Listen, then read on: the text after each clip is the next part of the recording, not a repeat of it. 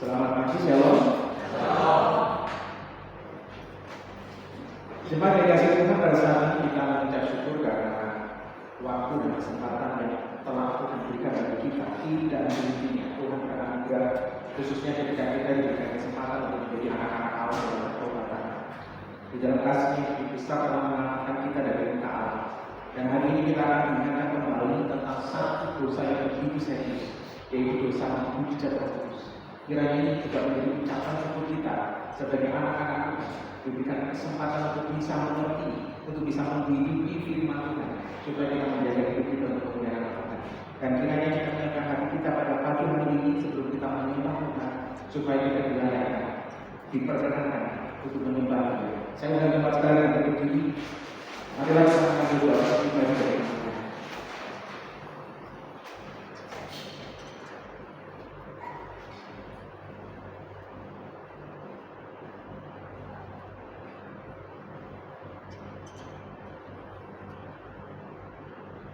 Jemaat yang dikasihi Tuhan, marilah kita mengarahkan hati kita kepada undangan Allah Tunggal, Allah Pencipta, Kudus, dan Pemelihara hidup kita. Mari kita menyembah Dia dengan sebuah keyakinan bahwa pertolongan kita ialah datang dari Allah kita langit dan bumi. Dia adalah Tuhan yang tidak pernah meninggalkan pekerjaan di tangan kita. Kiranya Tuhan atas kita berkat dan sejahtera yang menyempurnakan ibadah kita yang dibuka di dalam nama Allah Bapa, Putra, dan Roh Kudus. Amin. Jemaat dipersilakan.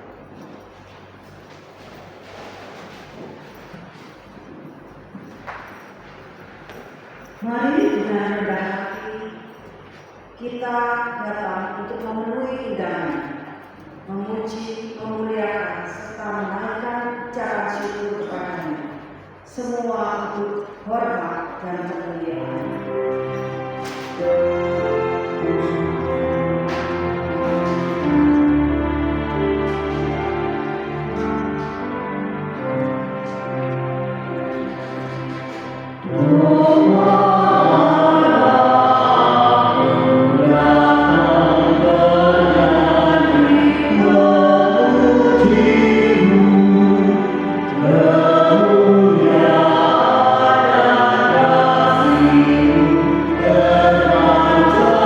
Terima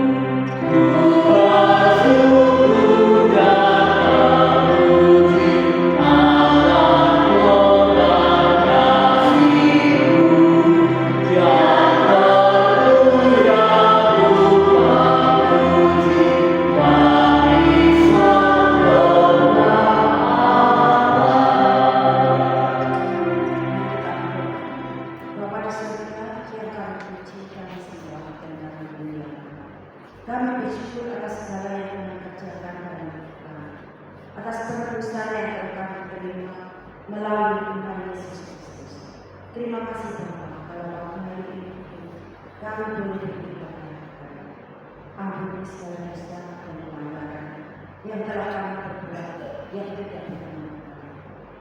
Ajarilah kami untuk mengerti akan kasih dan menurut segala firman. Ya Bapa, kasihani kami dan layakkan kami berangkat kami. Kami serahkan waktu ibadah kami dari awal hingga akhir hanya dalam nama Tuhan kami Yesus Kristus. Amin. Jemaat kesilakan dengan ucapan syukur dan pengakuan kepada Allah yang Tunggal, marilah kita melandaskan ibadah kita dalam pengakuan iman seperti yang dinyatakan dalam pengakuan iman rasuli. Demikian, aku percaya kepada Allah, Bapa yang Maha Kuasa, Hari langit dan bumi, dan kepada Yesus Kristus, Anak yang tunggal Tuhan kita, yang dikandung dari Roh Kudus, lahir dari anak darahnya, yang berita secara membawa pemberitaan Pontius Pilatus, disalibkan, mati dan dikuburkan, turun ke dalam kerajaan maut, pada hari ketiga bangkit pula dari antara orang mati, naik ke surga, duduk di sebelah kanan Allah, Bapa yang Maha Kuasa, dan dari sana Ia akan datang untuk menghakimi orang yang hidup dan yang mati. Aku percaya kepada Roh Kudus, gereja yang bersejahtera, persekutuan Roh Kudus, pengampunan dosa, kebangkitan tubuh, dan hidup yang kekal. Amin. Berita anugerah terambil dari Yohanes 3 ayat 16 berbunyi demikian. Karena begitu besar kasih Allah akan dunia ini, sehingga Ia telah mengaruniakan Anaknya yang tunggal, supaya setiap orang yang percaya kepadanya tidak binasa, melainkan beroleh hidup yang kekal. Jemaat kesilakan berdiri. Ketika kita memiliki hati takut akan Tuhan, maka kita akan mengasihi Tuhan dengan segenap hati, segenap jiwa, dan segenap kekuatan, serta komitmen untuk membenci dosa dan menjauhkan diri dari segala kejahatan.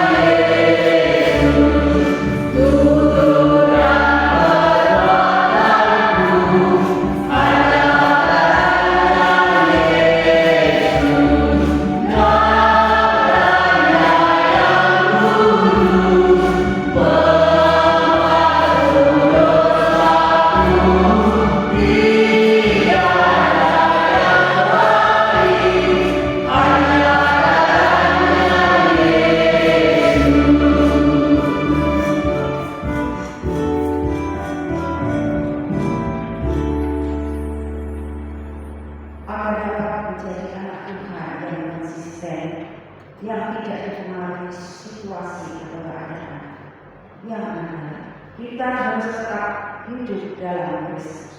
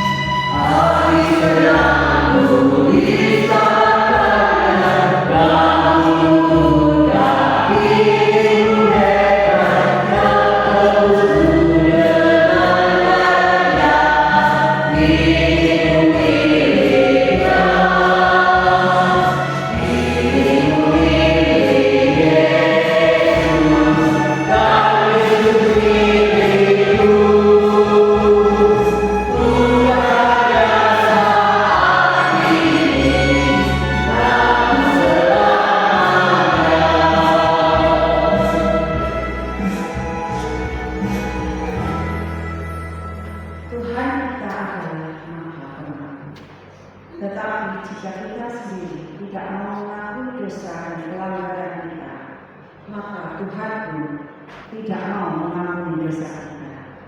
Orang yang tidak mau mengakui kesalahannya tetap menyimpan dosa. Yeah.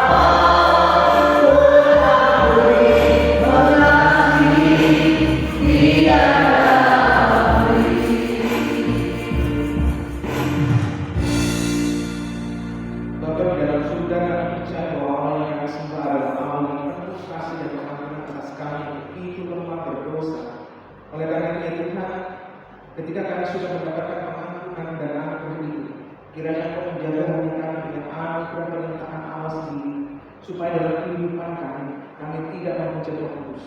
Ya Tuhan, kiranya Engkau yang akan menolong kami di tengah-tengah jatuh bangun kami, Engkau yang akan terus menopang kami dengan telah membuka hati Allah, supaya terus-menerus memberikan Roh Kudus yang bekerja, yang mendorong, yang mempertobatkan, yang memberikan kekuatan, sehingga kami hidup sesuai dengan kehendak Tuhan.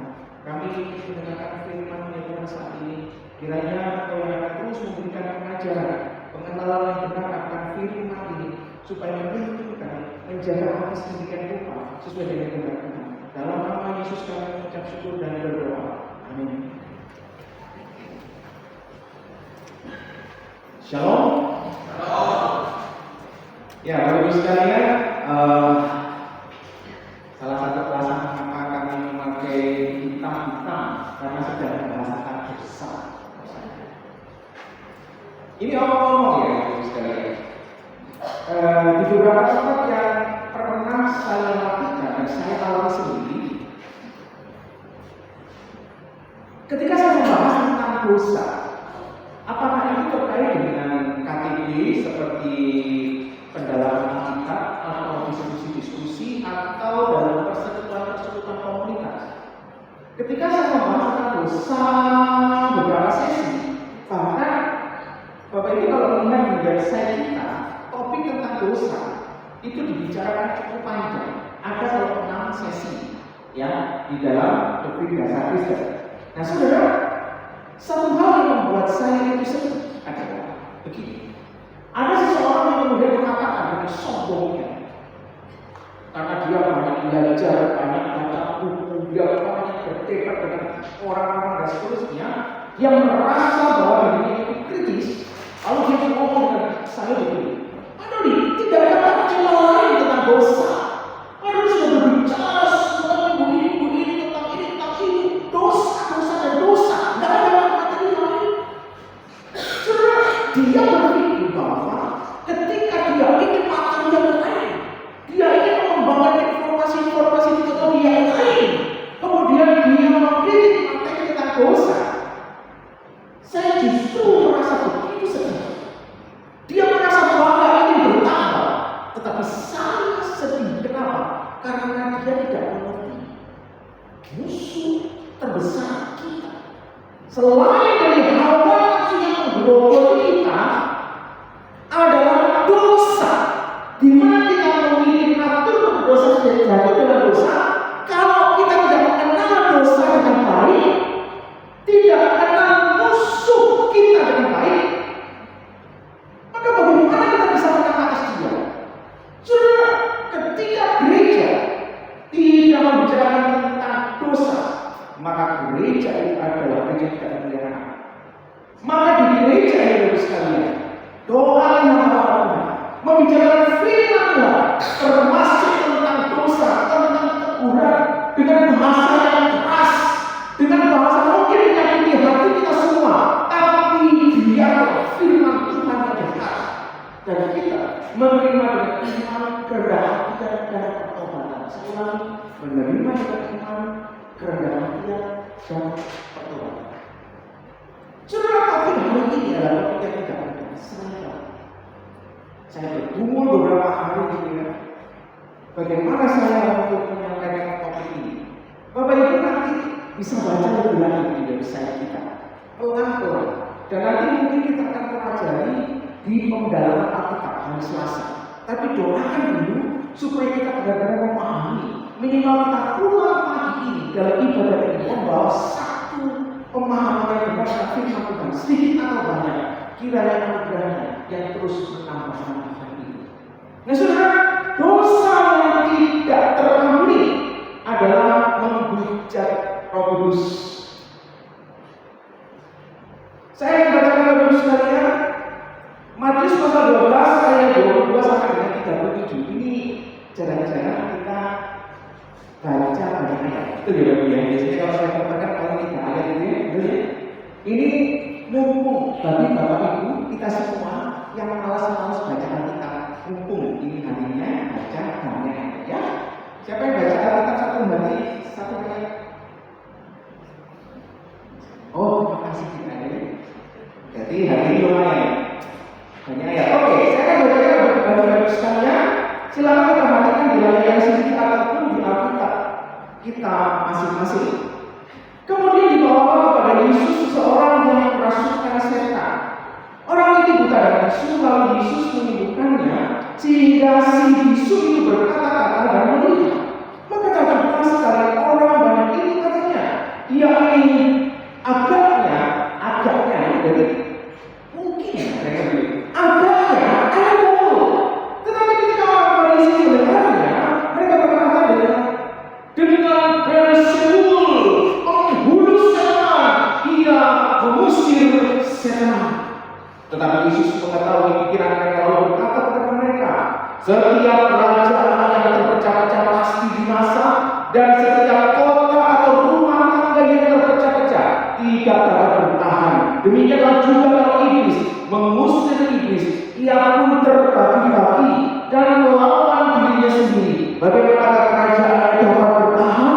Jadi dia akan mengusir setan dengan kuasa Beelzebul, dengan kuasa siapa pengikut-pengikutmu mengusirnya, sebab itu mereka lah yang akan menjadi hakimmu.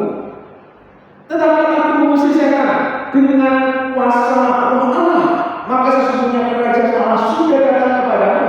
Atau bagaimanakah orang dapat masuk ke rumah seorang yang kuat dan merampas harta bendanya apabila ia tidak diikat dahulu?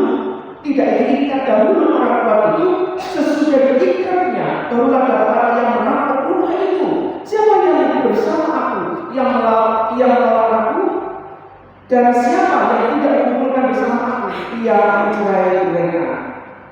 Sebab itu aku berkata kepada segala dosa dan hujat manusia akan diampuni, tetapi hujat terhadap Roh Kudus tidak akan diampuni. Apabila seorang mengucapkan sesuatu yang menentang anak manusia, ia akan diampuni. Tetapi jika ia menentang Roh Kudus, ia tidak akan diampuni di dunia ini juga, dan di dunia yang akan datang pun tidak. Jika suatu pohon kamu katakan baik, maka baik pula buahnya. Jika suatu pohon kamu katakan tidak baik, maka tidak baik pula buahnya. Sebab dari buahnya pohon itu dikenal. Hai kamu keturunan ular beludak, bagaimana kamu dapat mengucapkan hal-hal baik sedangkan kamu sendiri jahat? Karena yang diucapkan mulut meluap dari hati. Orang yang baik mengeluarkan hal-hal yang baik dari perbuatan yang baik, dan orang yang jahat mengeluarkan hal-hal yang jahat dari perbuatan yang jahat. Tetapi aku berkata kepadamu, setiap kata sia-sia yang diucapkan orang harus dipertanggungjawabkannya pada hari pengadilan. Karena menurut ucapanmu engkau akan dibenarkan, dan menurut ucapan pula engkau akan dihukum. Amin. Bapak sekalian, perikop ini memang salah satu perikop yang membawa banyak diskusi-diskusi di kalangan kekristenan sendiri. Dan sebenarnya kita akan memfokuskan diri tentang dosa yang tidak dapat diampuni, yaitu dosa menghujat Roh Kudus. Selama ini pasti Bapak Ibu pernah mempertanyakan apakah kepada hamba Tuhan, apakah kepada sesama orang Kristen, kira-kira apa sih dosa menghujat Roh Kudus? Jawabannya kata macam-macam. Tetapi kita sekarang ini akan melihat dari sisi ayat per ayat yang menyatakan karakteristik atau ciri-ciri dosa menghujat Roh Kudus. Saya ulangi. Jawaban dari pertanyaan kita, apakah dosa menghujat Roh Kudus? Kita akan coba lihat dari ayat satu perikop yang kita baca ini tentang ciri-ciri dosa menghujat Roh Kudus.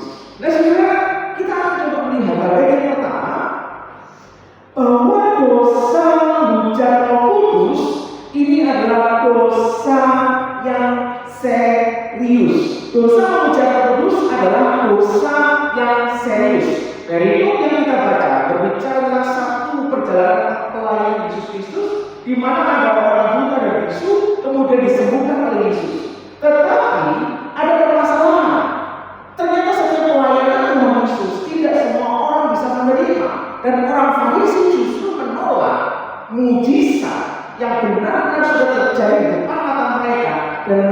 Yesus melakukan dengan kuasa Beelzebul. Nah, saudara kasih, dalam kondisi inilah lalu kemudian ada peringatan yang sangat keras kepada orang-orang Farisi bahwa apa yang sudah mereka melakukan ini adalah sesuatu yang sangat serius, menghujat Roh Kudus. Nah, saudara, keseriusan dari Roh Kudus kalau kita mau perhatikan, ternyata ada satu kontras menghujat Roh Kudus dengan dosa-dosa yang lain. Ada satu kontras, bukan cuma berbeda, tapi begitu bertolak belakang, begitu saling berlawanan, tidak berbicara tentang hitam dan putih, tetapi seperti antara madu dan racun, sesuatu yang betul-betul berbeda antara terang dan gelap, antara dosa dan kudusan, sesuatu yang betul-betul berbeda. Dan saudara, Yesus membandingkan dosa penghujatan Roh Kudus dengan dosa yang lain. Ia menegaskan bahwa dosa yang lain bisa diampuni, tetapi yang ini tidak bisa diampuni. Berarti ada sesuatu yang unik di sini. Ada sesuatu yang khusus di sini. Tidak bisa disamakan dengan dosa-dosa yang lain. Yang unik, khusus. Nah, saudara, sebagai satu pertanyaan yang sering kali saya tanyakan kepada orang Kristen dan sering kali jawabannya itu salah. Saya katakan jawabannya itu sering kali salah. Ada banyak yang benar. Kira-kira begini. Kalau orang Kristen, ini pertanyaan, orang Kristen kemudian dilakukan dengan hidupnya bunuh diri, dia masuk ke neraka.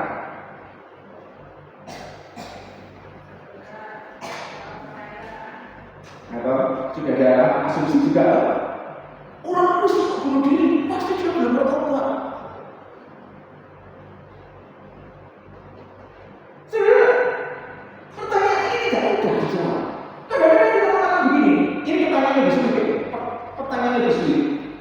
Bapak ini percaya tidak bahwa anugerah keselamatan diberikan kepada kita sebelum dunia dijadikan melalui karya salib Yesus Kristus disempurnakan dan dimenangkan oleh Roh Kudus. Percaya itu tidak? Bapak Ibu percaya itu? Saya ulangi ya, 20 kali lagi ya. Keselamatan itu sudah diberikan Allah sebelum segala sesuatu diberikan kepada kita melalui Roh Kudus, dimenangkan oleh Roh Kudus, dicabut oleh Allah. Kira-kira orang ini bisa tidak melakukan itu? Kalau seandainya bunuh diri, neraka atau surga? Pasti jawab gak mungkin bunuh diri. Orang itu tidak sempat bunuh diri. Elia pernah putus asa bukan? Sehebat dia pernah putus asa bukan? Apalagi kita pada level tertentu, kita tidak bisa menghakimi ini dan itu. Pada level tertentu bisa saja terjadi. Nah, saudara, pertanyaannya, jika sampai terjadi bunuh diri, dahulu orang yang jadi masalah, apakah dia masuk neraka? Sulit kan? Tapi saudara, kita harus melihat bahwa bagaimanapun juga anugerah Allah dari Tuhan manusia berkata manusia ini tetap berbeda. Anugerah bukan karena usaha manusia, bukan tentang kehidupan akhir manusia, bukan tentang penolakan manusia, bukan. Saudara, nanti akan kita pelajari lebih dalam apakah bunuh diri masuk surga dan neraka. Tapi menghujat Roh Kudus berbeda. Sebagai satu contoh, bunuh diri. Jadi tadi kok kamu bunuh diri ya? Mungkin suasana di lingkungan berita-berita kan ini sering bunuh diri. Gitu. Saya gitu. Oke, kamu bunuh diri. Kalau bapaknya deh, bunuh diri itu dari seluruh usaha melalui hidupnya berapa? Udah menyebut hukum berapa? Pasti lupa. Melalui hidupnya mana?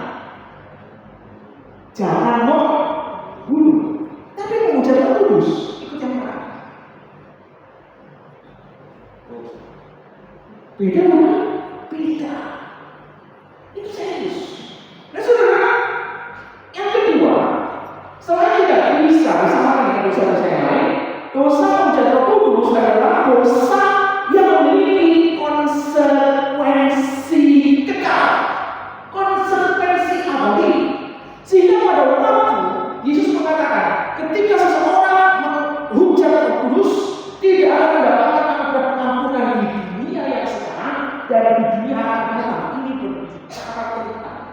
benar tetapi tidak ada pengampunan total terhadap dosa ini. Cuma konsekuensinya tidak mudah dan konsekuensinya begitu permanen dibandingkan dengan dosa-dosa yang lain.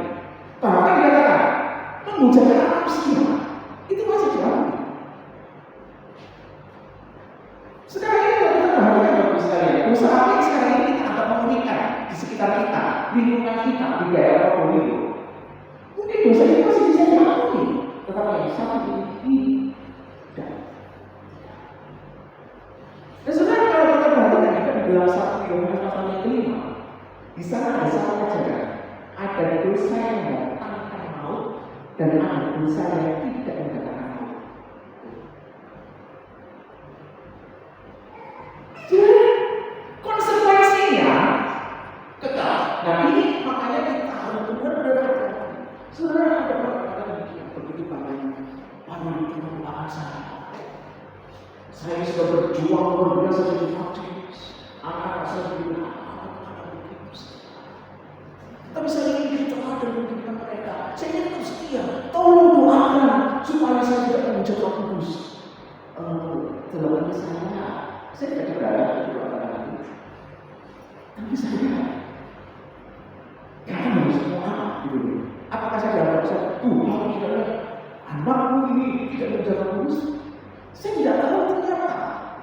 Kita harus paham keseriusan dosa menjadi Roh Kudus. Bukan secara terangan begitu. Tetapi bisa saja apa yang akan kita pelajari ada di dalam diri kita. Ciri-cirinya kita miliki.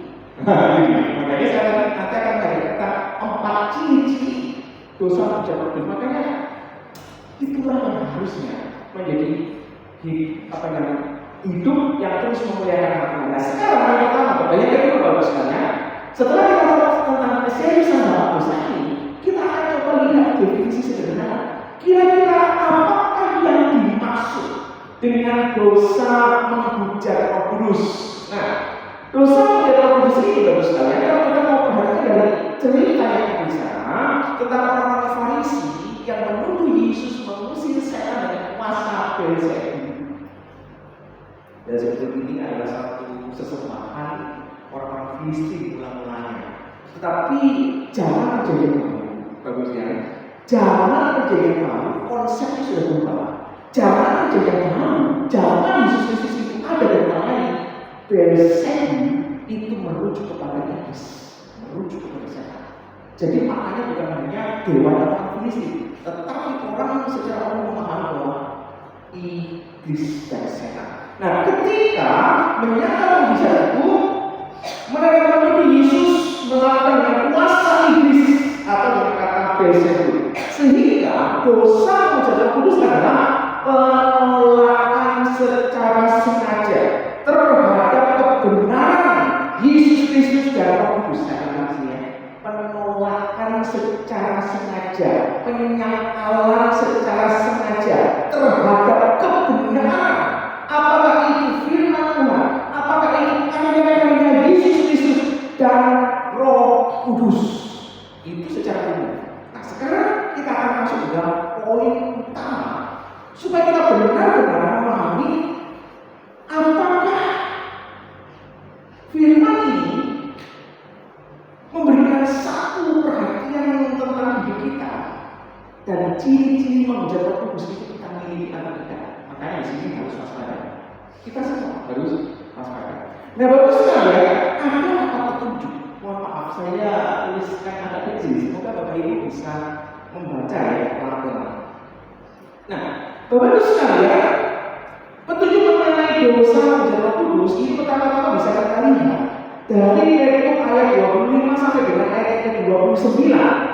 Di sana dikatakan bahwa ketika orang Farisi menuduh Yesus melakukan mujizat dengan kuasa Beelzebul atau kuasa iblis, mereka sedang menyangkal bukti, menyangkal karena mereka memiliki penglihatan langsung di depan mereka melihat mujizat. Secara teologi, secara teologi orang Farisi itu diajar menyadari bahwa yang bisa mengusir iblis, yang mengusir setan hanya kuasa Allah. Tidak mungkin iblis mengusir iblis, itu pasti epok-epok bohongan. Mereka tahu ada bukti di mana, mereka sadar secara terlebih bahwa hanya kuasa Allah yang mampu mengusir iblis, tetapi bukti-bukti itu semuanya ditolak, disangkal. Nah, sudah terkasih teman-teman, kalau kita memperhatikan dosa ini adalah dosa yang memang menurut saya bisa saja kita alami sebagai orang Kristen, di mana seperti orang Farisi, orang-orang Farisi memiliki pengetahuan mendalam tentang ajaran Taurat dan mengalami kami Yesus, namun mereka tetap menolak kebenaran. Ini dia, menolak kebenaran. Saudara, orang Kristen seringkali membuka kesempatan kita, pemikiran kita, supaya kita melihat Allah. Tetapi kita kadang-kadang bukti bisa kita sangkal. Kita diberkati aja seperti orang rohani. Amin Bapak Ibu. Banyak orang Kristen yang berkata Allah tidak kasih aku. Banyak. Bukti Allah masih begitu banyak, tetapi banyak orang Kristen yang menyatakan Allah tidak kasih aku. Ini sebenarnya ada satu pemikiran yang seringkali ada menyangkal karya. Sebenarnya tidak berbicara berkat satu lagi, tidak berbicara berkat, tapi semua yang ada di hidup kita, termasuk bagaimana Allah memberkati, melindungi, menyertai, memberikan ajaran kebenaran. Itu semuanya kita sadar. Apa yang sudah nyata di depan hidup kita, semuanya kita anggap kosong. Saudara, orang Kristen secara tidak sadar seringkali mengalami penyangkalan seperti ini, padahal Allah sudah memberikan bukti. Betul apa betul? Berarti kita ada diri atau tidak? Terima kasih jawabannya. Enggak ada dijawab. Lebih baik jangan jawab. Oke, yang kedua.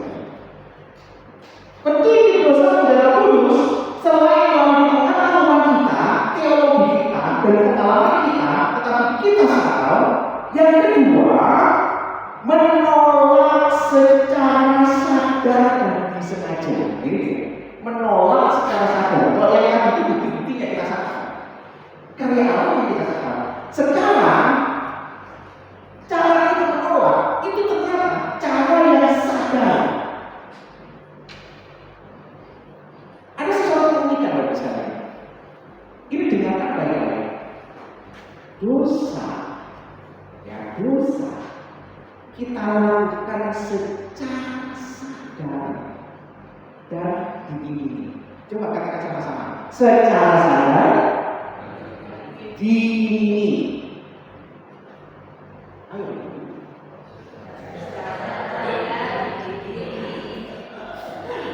Dosa itu kita lakukan secara sadar. Betul. Ada orang yang berdosa aku di sini. Aku mencuri. Aku membunuh, sadar? Masih sadar? Dan kemudian melibatkan keinginan apa yang menjadi saya. Saya curi, saya korupsi, saya memfitnah. Itu melibatkan keinginan atau tidak? Terima kasih untuk jawabannya.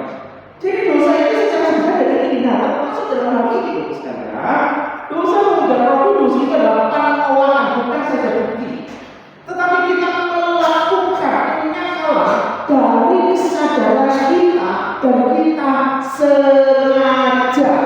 Bagaimana kita tahu yang namanya kuasa Allah tidak kuasa Allah pasti bisa mengalahkan iblis, tetapi kita mencoba mencarikan berita. Oh Yesus, kamu melakukan mujizat itu dengan kuasa iblis, bukan? Yang menjadi masalah dalam penyangkalan sadar ini, sudah tahu kalau itu kuasa Allah, sudah ada bukti bahwa dia mampu melakukan mujizat itu, tapi kamu pakai kuasa iblis. Nah ini sadar. Saudara, orang Farisi menutup kemungkinan kuasa Allah yang bekerja.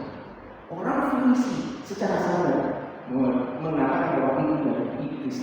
Ini kondisi kita. Karena orang Secara sadar diingini pasti ada kambing hitam. Contohnya pada waktu kita sukses, pasti ada yang ngomong, oh ini karena aku berdoa, oh karena aku berdoa, oh karena ini. Pada waktu kita berhasil melawan dosa, oh karena itu usaha, karena itu aku rasa, oh karena apa. Sebenarnya kita mencoba mengalihkan karya Allah kepada sesuatu yang lain. Dan di sini karya Allah dialihkan secara sadar kepada iblis.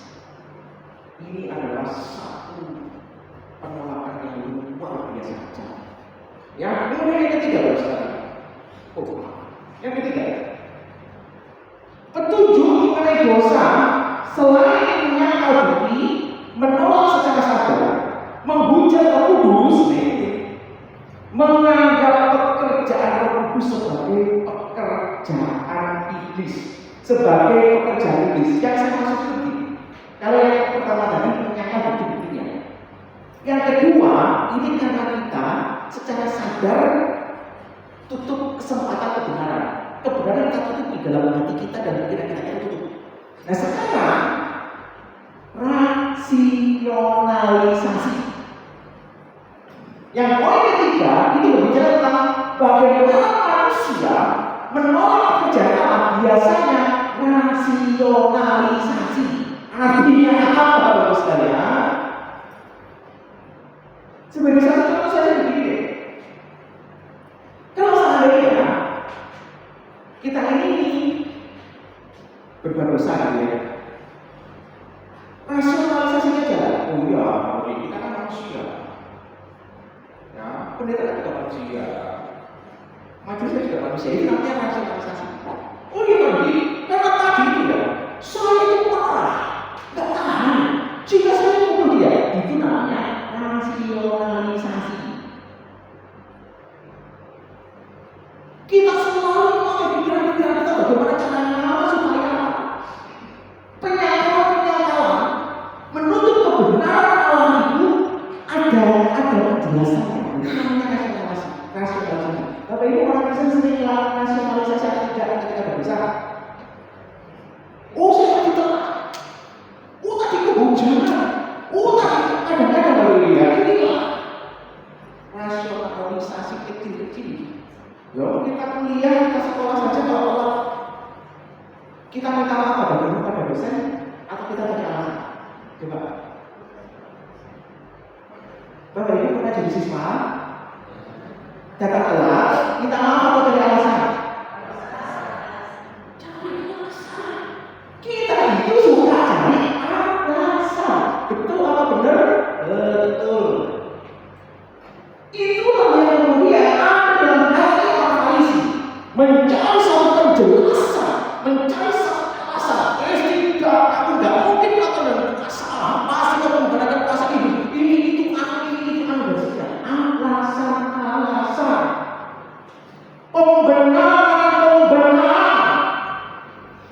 Dan orang Kristen sampai hari ini, Bapak Ibu dan saya sudah memiliki 3 ciri kan?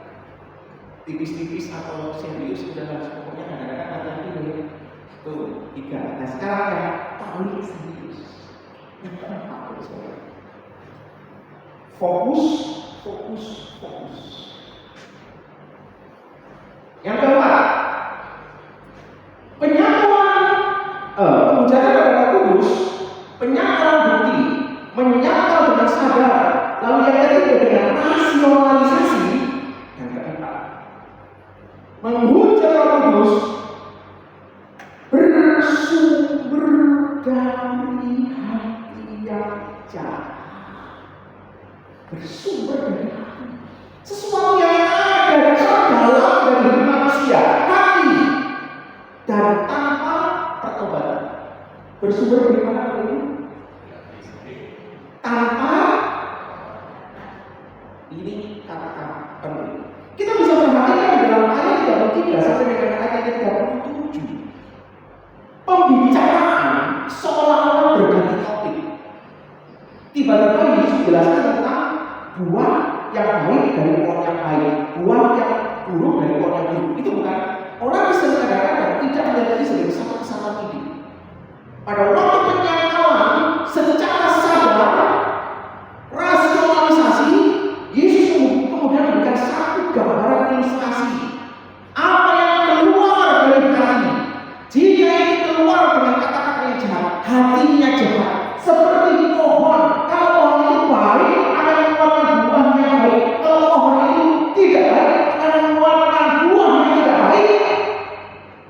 Ketika mereka menyangkal kuasa Yesus melakukan mujizat, sebenarnya bukan tentang tidak percaya, bukan tentang imannya kecil,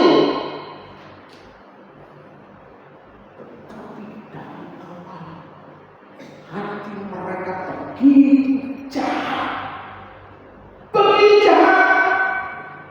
Itu yang membuat mereka tidak pernah bertobat, tidak pernah bertobat. Hatinya jahat. Ada bukti di sana. Sudah tahu kebenaran secara sadar, rasional, sehingga jahatnya itu tidak pernah diubah.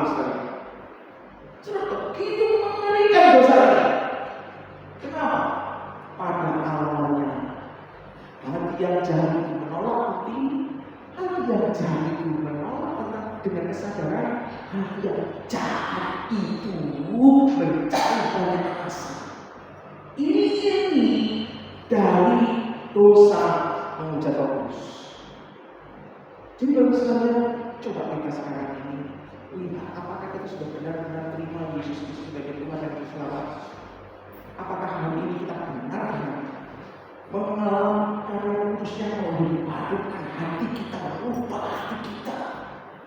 Yang dulunya begitu menuju kepada terang, yang begitu jahat menuju kepada penuh kasih dan kekudusan. Sudah hati inilah yang kemudian terus kita uji di hadapan Tuhan. Ketika kita sekarang menjadi orang Kristen, hidup setiap beribadah dan melayani, apakah kita sekarang ini masih memiliki hati yang jahat? Itu harus kita cari. Ada orang Kristen yang hatinya begitu jahat, begitu gelap, begitu penuh dengan permusuhan, begitu egois, kejahatan dosa belum dibereskan. Itu akan sesuatu sehingga tidak mungkin orang bertobat. Sudah kalau seandainya dari 4 hal penyangkalan bukti, penolakan secara sadar, kemudian rasionalisasi, kemudian berasal dari hati yang jahat tanpa bertobat. Kalau Bapak Ibu memang susah menyadari, coba Bapak Ibu perhatikan di tulisan saya kecil. Yang dimaksud secara sederhana, dosa menghujat Roh Kudus adalah dosa yang tidak diampuni, yaitu dosa yang dilakukan secara sadar. Coba katakan sama-sama. Secara terus-menerus dan tanpa pertobatan. Itu dia. Nah, kalau semua karya Allah, semua bukti-bukti pernyataan kasihnya jasmani maupun rohani, termasuk pembaharuan spiritualitas kita, ajaran-ajaran, didikan, teguran, semuanya disangkal secara sadar terus-menerus tanpa pertobatan. Jangan pikir di gereja tidak ada orang seperti ini. Siapa tahu di antara kita sedang ada dalam kondisi ini. Saudara, mengapa dosa ini adalah dosa yang tidak diampuni? Sekarang, mengapa dosa ini menjadi dosa yang tidak diampuni? Saudara, dosa menghujat Roh Kudus tidak dapat diampuni karena mencerminkan penolakan total, penyangkalan total terhadap kasih karunia Allah. Bukankah kita selalu mendengar bahwa keselamatan yang di dalam Yesus? Tidak sama. Bukankah kita harus belajar bagaimana kita harus bertobat, mengkoreksi hati, hidup selalu dekat dengan Allah, melekat kemudian kita sama. Itu adalah kasih karunia Allah. Ketika seseorang menolak karya Roh Kudus dan menyebutnya sebagai karya iblis, seperti orang Farisi tadi, mereka menolak satu-satunya sarana ini yang dapat membawa mereka kepada pertobatan. Artinya begini, Roh Kudus itu bagus sekali. Salah satu pekerjaannya adalah ketika kita mau berdosa, dia selalu mengingatkan kita, jangan berdosa. Enggak, titik air. Nggak lama kok. Nanti ada waktu berdoa. Nanti kalau sudah berdoa, sudah Roh Kudus itu tidak kurang cara mengingatkan kita. Betul apa iya? Betul bukan? Bapak Ibu susah jawab. Iya ya, tidak betul. Betul bukan? Kita kadang-kadang berdoa dengan hati kita. Firman Tuhan yang kita dengar, Roh Kudus itu berbicara. Kita selalu menganggap itu. Nah saudara, Roh Kudus itu adalah ini dengan benar. Satu-satu kesalahan menegur kita, menunjukkan kesalahan kita, lalu kita bertobat. Roh Kudus sarana kita satu-satunya untuk bertobat dari dosa menjadi manusia, menolak satu-satunya sarana itu, menolak secara sadar sarana itu untuk membawa kepada kebenaran. Namanya dosa ini dalam dosa kita. Lalu bagaimana dengan praktis? Sebenarnya orang itu bagus sekali. Ketika ada satu kebenaran disampaikan, apakah melalui firman kita, apakah melalui hal-hal yang bisa kita nanti bersama-sama, apakah melalui firman Tuhan yang kita baca, atau teguran orang-orang lain yang mengasihi kita, jika dia dengan penuh kasih membawa kita kepada kebenaran, maka kebenaran itu terimalah dengan iman. Kebenaran itu terimalah dengan apa itu? Iman. Saudara, kebenaran tidak membutuhkan rasionalisasi. Kalau aku menerima nasihatnya Pak Dodi, pasti hidup akan begini. Nanti solusinya akan begini. Nggak butuh itu. Kalau akan baca Quran dulu, aku nanti akan baik saja dan nggak merasa suka, aku merasa bukan itu. Itu hanya sarana rasionalisasi. Pada suatu dasar kebenaran, terimalah dan bergantunglah kepada kebenaran itu. Iman berbicara tentang kebergantungan. Kalau ada satu kebenaran yang dinyatakan kepada kita dalam bentuk apapun, dalam dampak apapun, kita harus sebisa itu menangis terima dengan kebergantungan. Cuma orang Kristen kadang-kadang harus melakukan ini. Terima dengan kebergantungan kepada Allah. Itu iman. Yang kedua, sebagai orang Kristen, ketika kebenaran dinyatakan sebagai karunia Allah atas kita, terimalah dengan rendah hati. Kadang-kadang kita kasih omongan diri, aku ini sudah lama, aku ini sudah lama berjasa, aku ini sudah lama melakukan ini dan itu. Sebenarnya tidak satu kebenaran.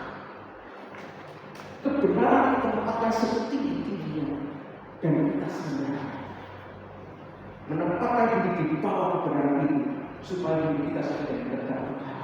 Roh Kudus menuntun kita, Roh Kudus menguasai kita, Roh Kudus memimpin kita biarlah itu bisa bekerja secara efektif. Kalau kita merasakan hati kita sombong, merasa diri baik, maka jangan pernah menganggap bahwa Roh Kudus bisa menguasai kita. Kemudian yang ketiga, terimalah kebenaran dengan iman.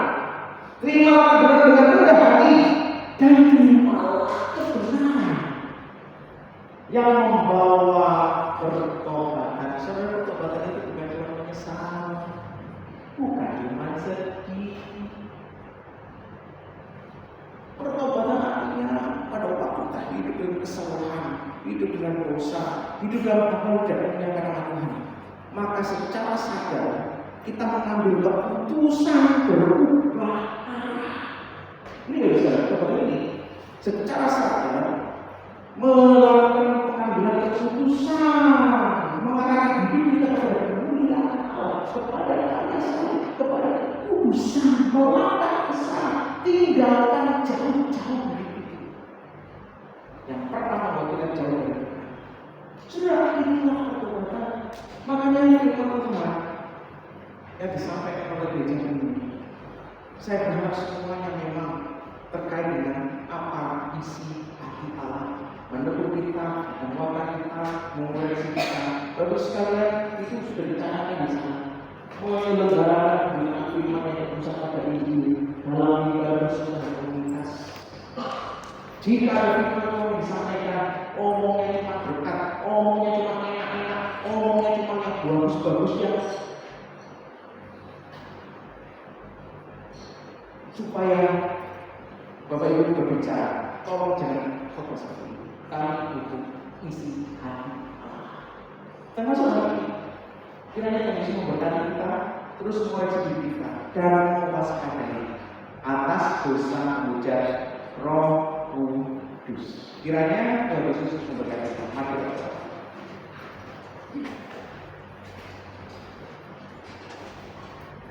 Saya berikan kesempatan kepada Bapak Ibu sekalian secara pribadi untuk berdoa, memohon pertolongan kuat anugerah Allah supaya memimpin kita kepada kepekaan kami terhadap dosa-dosa, menghujat Roh Kudus, penyangkalan karya Allah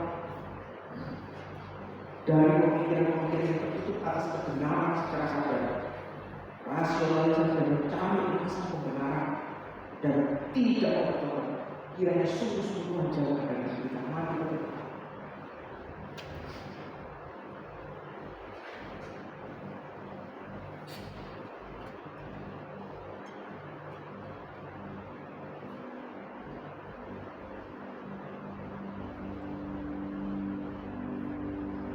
Bapak dalam surga, terima kasih untuk firman-Mu yang sederhana ini. Seringkali kami mengenal tentang kesedihan Pak dosa menjadi terus.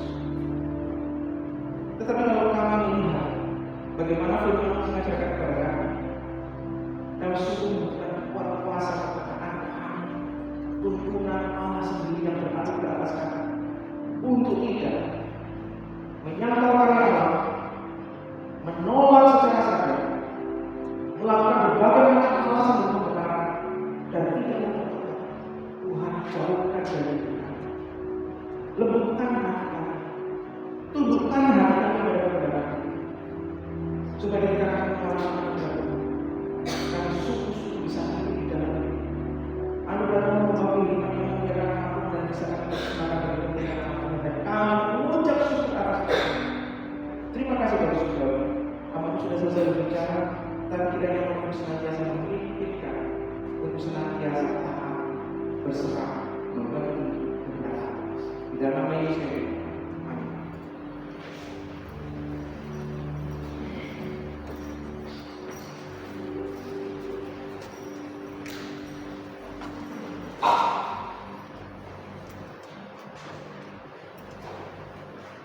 Ketika saatnya bagi kita untuk memberikan persembahan, jemaat sekalian dapat memberikan persembahan melalui kantong persembahan yang diedarkan atau melalui uang tunai dalam kris dan benih gereja.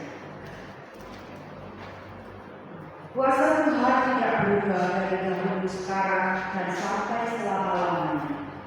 Jadi perbuatan Tuhan yang hebat itu bukan hanya terjadi di masa lampau, sampai hari ini pun Tuhan tetap mampu dan sanggup melakukan untuk kita.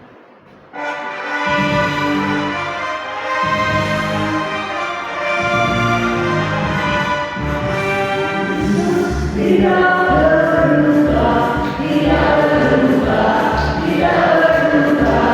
Tuhan Yesus tidak berubah.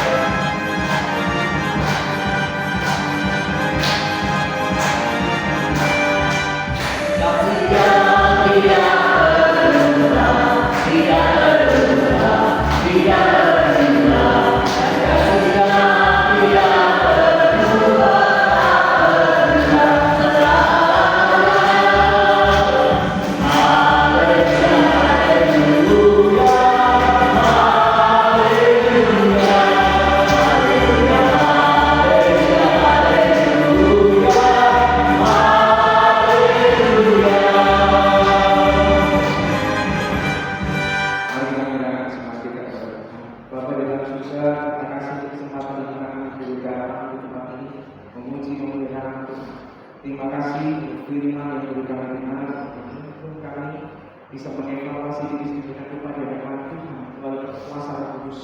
Dan kami bersyukur untuk saat ini Tuhan diberikan satu kesempatan untuk memberikan persembahan yang semuanya kiranya akan dipakai untuk perluasan kerajaan Allah Tuhan ini, untuk efektivitas pelayanan jemaat, dan semuanya boleh dipakai untuk memuliakan nama ya Tuhan.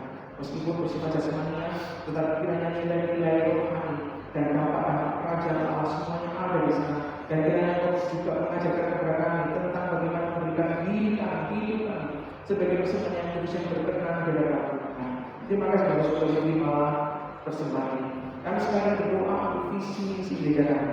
Ke mana gereja kami akan melangkah?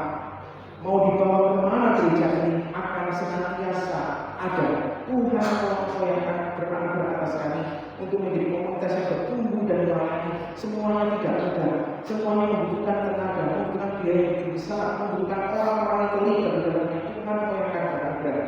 Tidak mudah menghadapi tantangan yang berubah, yang berbeda, yang senantiasa terus-terus mengancam pertumbuhan gereja. Ya Tuhan, Kau akan terus beranugerah atas gereja ini untuk terus bertumbuh menjadi gereja yang dinamis, gereja yang bisa melayani semua usia, gereja yang mengajarkan satu kebenaran, gereja yang terus mereformasi dirinya sendiri untuk mentaati kebenaran apa yang dititipkan di dalam hati setiap kami untuk memuliakan nama Tuhan, khususnya di Probolinggo. Ya Tuhan, Kau yang akan terus menolong. Dan secara khusus kami ini berdoa untuk tim dialog ini, bersyukur untuk orang-orang yang berkomitmen melayani di bidang ini. Tuhan, Kau yang akan berkat atas mereka. Dan kiranya kami berharap supaya tim dialog ini terus mengembangkan diri sendirinya Tuhan sesuai dengan panggilan visi-misi yang ada untuk melayani secara komprehensif setiap jemaat, berdampak bagi orang-orang sekitar kami, dan semuanya kami memiliki kesempatan bagi kemuliaan nama Tuhan. Biaya yang dibutuhkan, dan kami juga masih dibutuhkan hal-hal yang terkait dengan penguatan visi-misi ataupun orang-orang yang terlibat yang memiliki hati penuh dengan kasih. Engkau hadirkan, Engkau yang aktif beranugerah supaya gereja ini menjadi gereja yang berdiakonia. Kami berdoa secara khusus untuk jemaat yang ulang tahun, untuk Ibu Dawi, untuk Ibu Meliana, untuk Ibu Bongsi. Dan kami serahkan dalam tangan Tuhan, Engkau yang aktif menjalani hidup mereka. Mereka ada oleh karena Tuhan, hidup mereka satu persatu Tuhan Tuhan. Berkat jasmani maupun rohani sungguh melimpahkan atas mereka, mengenal Yesus sebagai Tuhan dan Juru Selamat, menjaga iman dan iman mereka hanya dalam nilai-nilai kerajaan Allah sesuai dengan firman Tuhan, supaya hidup mereka menjadi satu kesatuan yang baik. Terima kasih Saudara. Hindarilah mereka dari hal-hal yang tidak menyenangkan Tuhan, sakit, penyakit ataupun kecelakaan ataupun kejahatan, supaya hidup mereka terus dijalani dengan membawa berkat bagi banyak orang. Terima kasih Bapak Saudara. Inilah doa-doa hanya di dalam nama Yesus Kristus dan ucap syukur kepada Allah. Amin. Kata jemaat.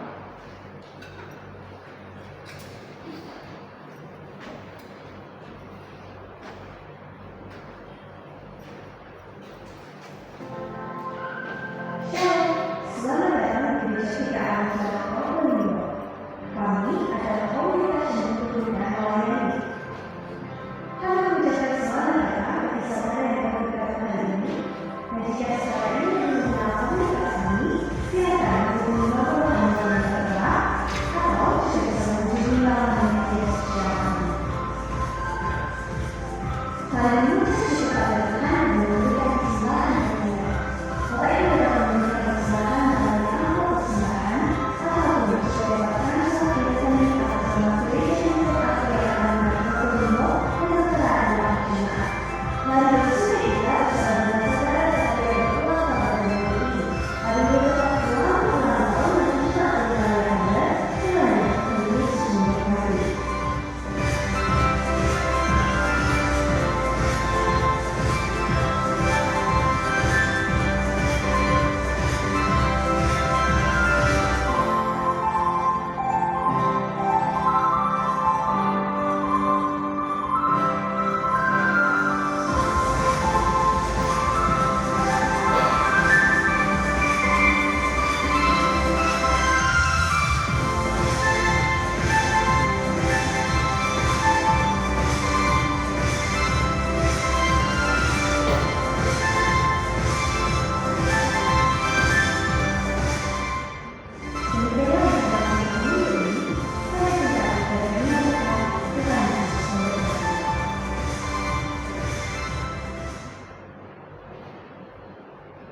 Shalom Bapak Ibu yang dikasihi Tuhan.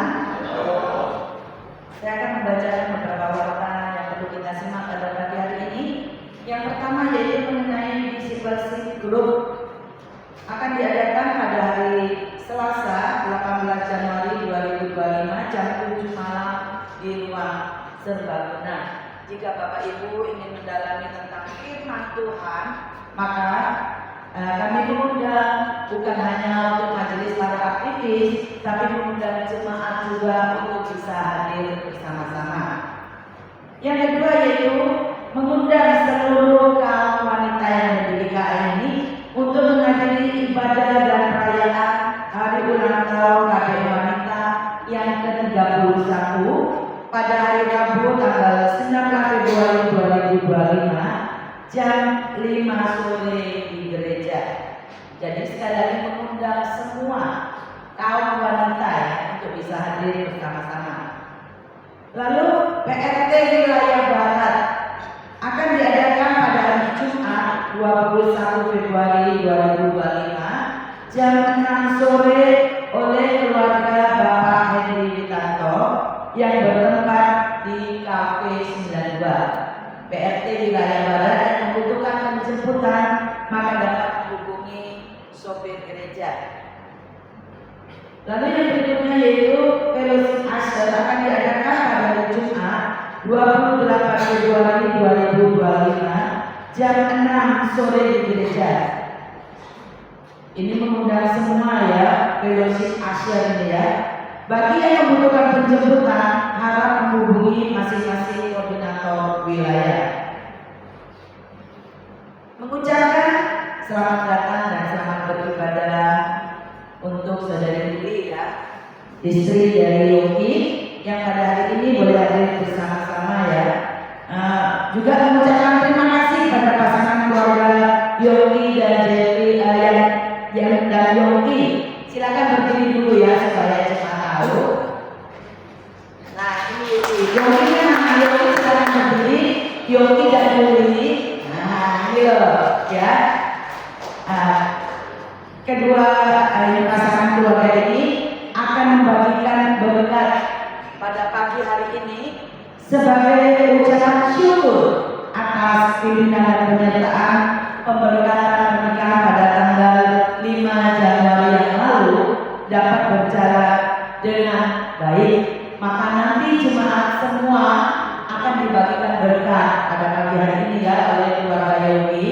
Nanti kami mengundang keluarga Yogi dan Yuli untuk bisa ke depan ya, nanti saudara Miso dan berkat ke depan untuk membagikan supaya jemaat juga bisa mengucapkan selamat ya.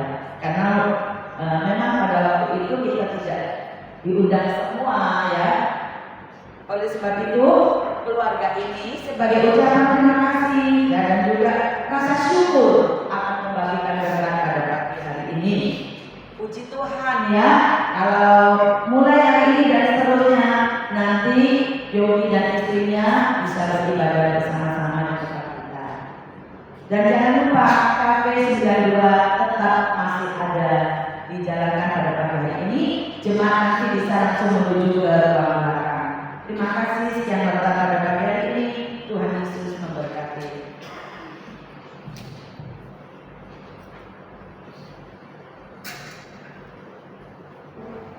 Kita akan mengakhiri ibadah kita pada pagi ini. Saya akan membaca berikut ini. Mari kita bersama-sama mengamalkan Allah juga dengan pujian yang bersyukur.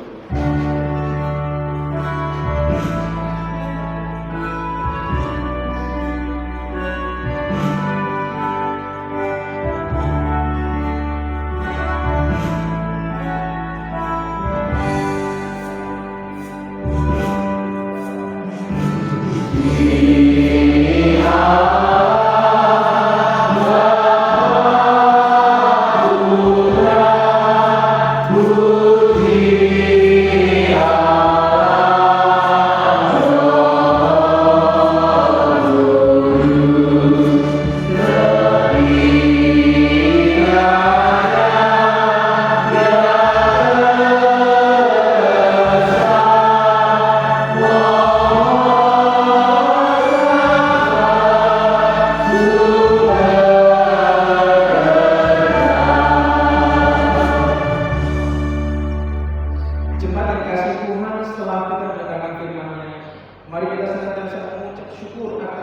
dan keselamatan yang telah Tuhan berikan kepada kami sekali.